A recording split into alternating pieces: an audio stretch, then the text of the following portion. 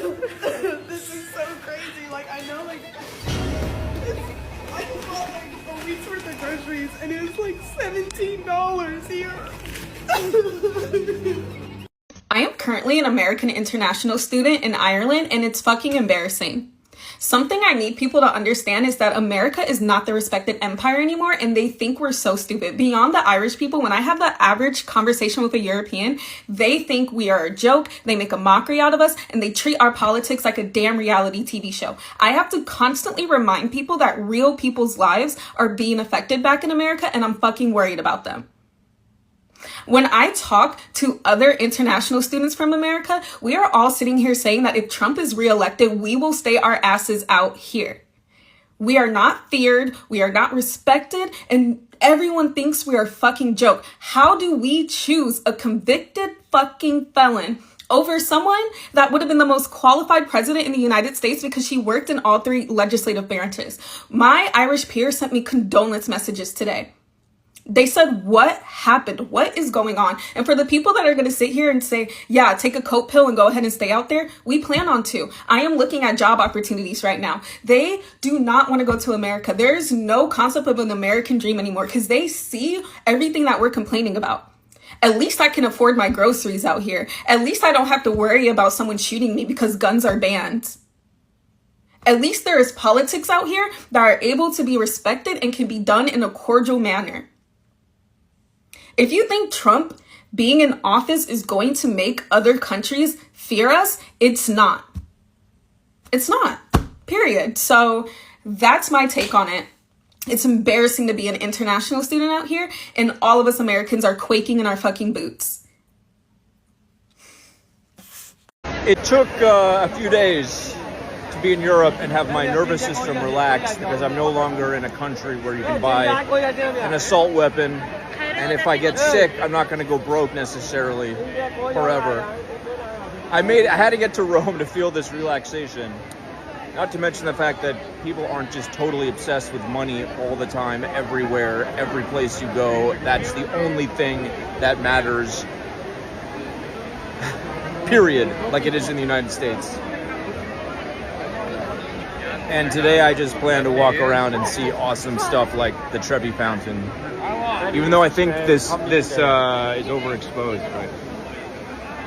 I'm an American who lived and worked in Europe for 4 years, and I had 29 days of paid vacation. Yes, you heard that right. The European Union actually has a law that all full-time workers are entitled to at least 20 days of paid vacation a year. So it is literally the law that you get a month of paid vacation per year. At least. I lived in Ireland specifically, and I had 29 days off a year, plus paid holidays, so it equaled out to around 40 days off a year. Paid. How many times can I say that? That is why you see so many people living in Europe, Europeans themselves, immigrants, expats, always constantly traveling, and you wonder, what the heck are they doing? How are they doing this? The answer is that you're encouraged to take that time off, and you're encouraged to go on vacation, to go travel. In some countries, it is even illegal for your boss to try and contact you about work while you're on vacation. Furthermore, there is no such thing as sick time. That term did not exist in Ireland. If you were sick, and you were getting paid no matter what.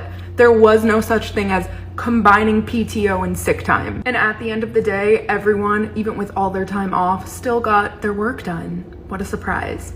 It really makes you sit back and think, why is this not the norm in America? This is exactly what I mean when I preach that there's no work-life balance in America, because our lives are not prioritized. Our work is prioritized. We live to work, and when I lived in Europe, we worked to live. Okay, so I'm an American living in London, and let me tell you, living in Europe is freaking better than living in America. And yes, I know every one of you Europeans is going to come at me in the comments and say, we don't want Americans here, blah, blah, blah, blah, blah, blah, blah. Listen, I'm telling you, life is better in Europe. If you have the opportunity to move here. I am changing my full perspective of life living here. It is worth it. Please go take the opportunity if you have the chance. And yes, I'm a couple glasses of wine in, but let me tell you, life is good here. Take the opportunity. Good night. Hello everyone, welcome back to the Freedom Room. Today we'll be looking at a topic that has sparked intense debate across social media. Why do so many Americans say their perspective of life changes after moving abroad?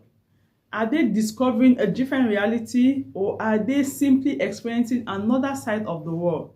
In this video, we'll listen to people who have lived both inside and outside the United States, and as they share their personal experiences and observations, we'll begin to learn. Watch these clips carefully, and when they are over, we'll come back to break them down. All right, listen up. I am an American living in Germany, and I've been here for about 10 years now, so I feel fully qualified to speak on this matter. When I first moved to Europe, I was under the impression of like, I'm only here temporarily. This is like an extended holiday. I'm gonna do my thing here for a couple of years. Eventually, I'm gonna go home and I'm gonna go live back in the States. That's my homeland, you know, land of the free, home of the brave. Like, there's no place better. Now that I've been here for so long, I'm not sure I'm ever leaving. I'm not sure I will ever go back. Growing up, I feel like we were all fed the same lie. Like, there is no place better than the US of A. You know, like, we are the best country in the world. We are the greatest country in the world. Everyone wants to be us. Everyone wants to come and live here. Like, we are the center of the universe. And let me tell you one thing. That ain't it. The second I moved to Germany, I was humbled real quick. No one is jealous of us. No one wants to be us. No one wants to live in America. If anything, they pity us. And sometimes I feel like they even look at America like it's one big joke of a place. The look on people's faces when we tell them what we had to pay to go to college, it's like they can't even fathom it. They think that we're joking, that we're playing some prank on them. Or it's like, you had to have a life-saving surgery and you had to pay thousands of dollars for it? Huh? Here in Germany, if you want to go to like a public university, for example, you might pay a few $100s, max. And if you need something medically that's like necessary for you to live and be healthy, it's covered by insurance. I've had 2 babies here in Germany, one in the hospital and one at home. And my home birth was also covered by insurance. My husband has also had a few surgeries here in Germany. He tore his MCL. He had to get a knee surgery. He's gotten wisdom teeth out. He had to get veins removed. He's gone under like 4 or 5 times. We've never had a bill, ever. I feel like the biggest difference between Europe and America that I literally can't even wrap my brain around is the fact that here, basic kind of like human rights, things like medical care, education, etc., public transportation, are seen as a luxury in America that you have to afford, you have to save for. It's so crazy. And it really makes my blood boil when I see people that I know and like love in America, and they're like talking about how they can't even afford groceries and they're making their own butter at home because they can't even afford to pay butter. It's just, we are so shell-shocked every time, sticker-shocked actually, every time that we go home. When we were just home over the summer, we had to buy a toothbrush and toothpaste because like my husband forgot it here and like didn't pack it. He went to the CVS, I think, $13 he had to shell over for a tube of toothpaste and a basic stupid toothbrush. Here, I think our tubes of toothpaste are like $1. Like literally, this is not an exaggeration, $1. Just why were we fed this lie growing up that we live in the greatest country in the world when people die because they can't even afford healthcare, or they can't even go to the store and pay for butter, or they're working 2 jobs just to like live life normally, not even luxuriously. And then there's other places in the world that you don't need to do that. It's just, I don't get it. I've lived in Thailand for 4 months now, and here are the things that low-key shocked me as an American. Number 1, and this is pretty obvious, but the price of literally everything. You can get yourself a really nice meal for like $3 here. We went to the hospital with no insurance, and we literally walked out paying $150 for a whole consultation, exam, and a small surgical procedure. Oh, and like 4 different medicines. Number 2, the safety. I have never once felt unsafe while being here in Thailand. Also, safety in the sense that like you're not gonna get stolen. People will literally save their spot in line and at tables by literally leaving all of their belongings there. Like at cafes, it's the weirdest thing to see people just leave their laptops to go to the bathroom and leave their purse with their wallet and all of their money, everything. They just leave it there, go to the bathroom, come back, it's still there. Like, that would not be a thing in the US, I swear to God. The worst part about traveling as an American in Europe is people judge you so hard the second they meet you simply based on where you're from. I'm also half Dutch. I wasn't even born in the US, but the second I open my mouth, people are like passing so much judgment on me, and I don't get it. I'm in Italy. I got to Italy yesterday morning, and every single interaction I've had with Italian people since we got here has been so rude and disrespectful. And it makes me so sad because no one wants to start out their trip just feeling like they're not welcome or just like shouldn't be here. And don't get me wrong, I've been to Italy so many times and have had great experiences. One of my best friends is Italian. I love the country, I love the food, but this time I haven't had a single good experience or encounter with an Italian person. And it's always like right after I start talking that they just like flip into this mode of like, let's be rude and disrespectful and treat them like they're idiots. I don't know. We had some weird encounters today. Customer service at the train station looked at us like we were idiots. The airport laughed in our faces. The police today also laughing and did not help us. And my mom was like, you can literally tell we're lost. Could you just give us some direction? And they were just like, no. Why? Our Airbnb host didn't respond for like 4 hours, didn't send us any check-in information. And then I called him and was like, hey, I was just hoping we could get the check information. Like, we're here. Popped off on me. Literally yelling at me. I'm like, I'm just trying to check in. I booked this place. I don't even want to tell you guys what they were saying because I just don't understand it. And it makes me sad because I've traveled so much and I feel like I'm a very respectful traveler and I love to just like talk to everyone and get to know the country and the culture and the locals and stuff. But like, it's so hard when the locals are so rude to you. And I don't actually know if it's because I'm American, but I feel like it is because the second I start talking, they look at me like I'm a pest. Does anyone else have an experience or is it just me? I don't know. I'm a quiet American mom, now living in Denmark, and my mission is quite simple. I want to document what I'm seeing in Europe to share it with all of you back home, so that you know that what's going on in the States right now is not normal. I want you to see how life can be, and I'm hopeful that it will give you some hope because I know how I was feeling before I left in July. I think that America can be good again, but I don't know when and I don't know how, and for now I just feel like I need to share a bit of light with everybody back in the States. And so I'm going to continue to post my experience here in Denmark, and I hope that it's an escape for some. I hope that it's maybe inspiration for some.